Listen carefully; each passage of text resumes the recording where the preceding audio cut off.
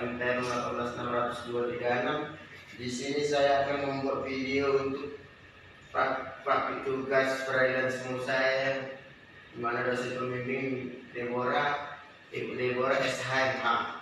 Sebelum memasuki acara berita persidangan, di mana saya akan menjelaskan dulu para pihak, yaitu hakim majelis hakim ada 3, yaitu hakim ketua dan 2 anggota, yaitu sebelah kanan ada panitra, dan di sini posisi penuntut umum dan penasihat hukum dan terdakwa.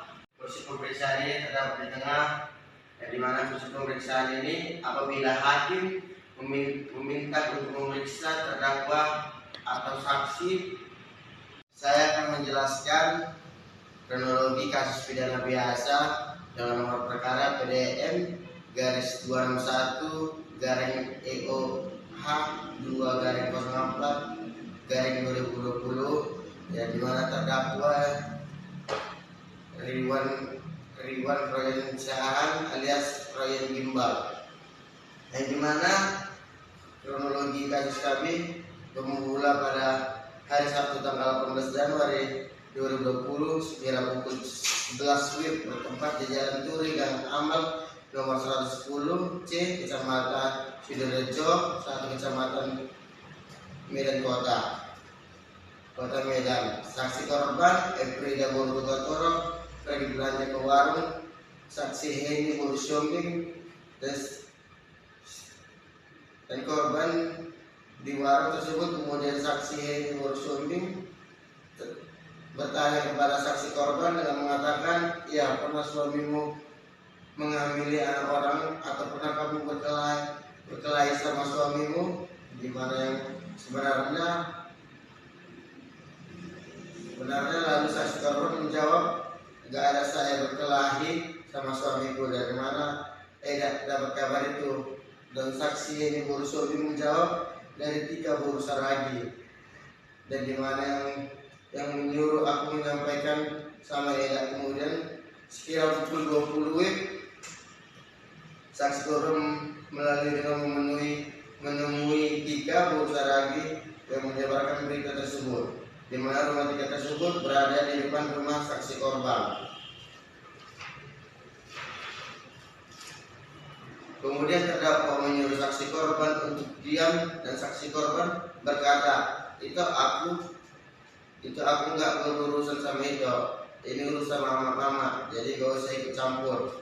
Lalu terdakwa langsung menampar saksi korban sambil berkata, "Kok lantang kali kau?" Selanjutnya terdakwa memukul kepala saksi korban dan menarik rambut saksi korban. 3 saksi korban terjatuh ke tanah, lalu terdakwa menyeret saksi korban bahwa akibat pembuatan terdakwa saksi korban mengalami memar di pipi sebelah kiri akibat ditampar oleh terdakwa, kepala sebelah kanan, dan saksi korban mengalami bengkak akibat dipukuli terdakwa dengan menggunakan tangan sebanyak 1 kali.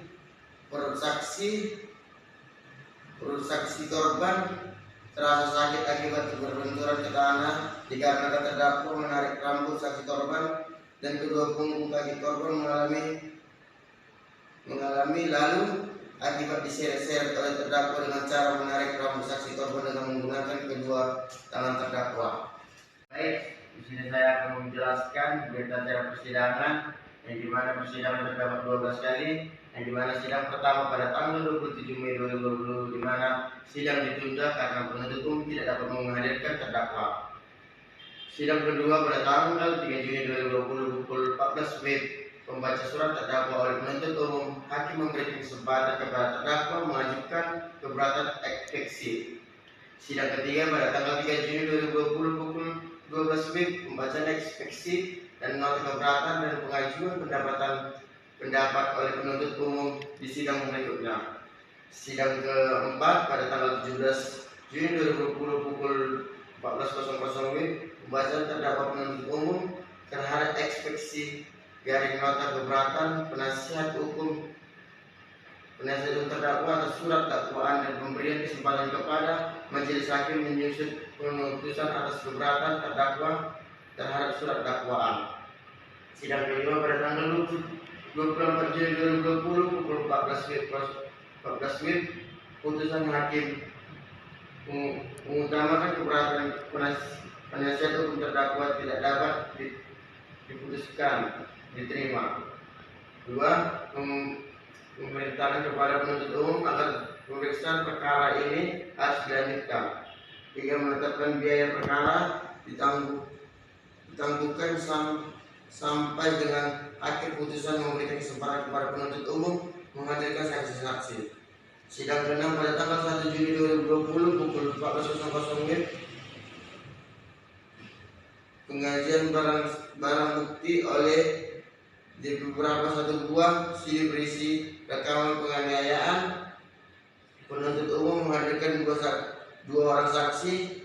Hakim Ketua memberikan kesempatan kepada penasihat hukum terdakwa mengajukan saksi yang menguntungkan terdakwa. Edit sketch. Sidang ke-7 pada tanggal 8 Juni 2020 pukul 14.00 WIB. Penasihat hukum terdakwa menghadirkan dua orang saksi penuntut umum yang menyatakan cukup tidak mengajukan apapun memberi kesempatan kepada penuntut umum mengajukan tuntutan pidana. Sidang ke-8 pada tanggal 15 Juni pukul 14 WIB. Penuntut umum membacakan tuntutan pidana. Terdakwa mengajukan pembelaan terhadap tuntutan pidana penuntut umum. Sidang ke-9 pada tanggal 20 Juni pukul 14 WIB. Sidang ditunda karena terdakwa tidak dapat hadir. Sidang ke-11 pada tanggal 28 Juni 2020 pukul 14 WIB. Pembacaan pledio strip nota pembelaan. Penuntut umum dan terdakwa tetap sidang ke-12 tanggal 3 Agustus 2020 pukul 14.00 WIB. Pembacaan putusan.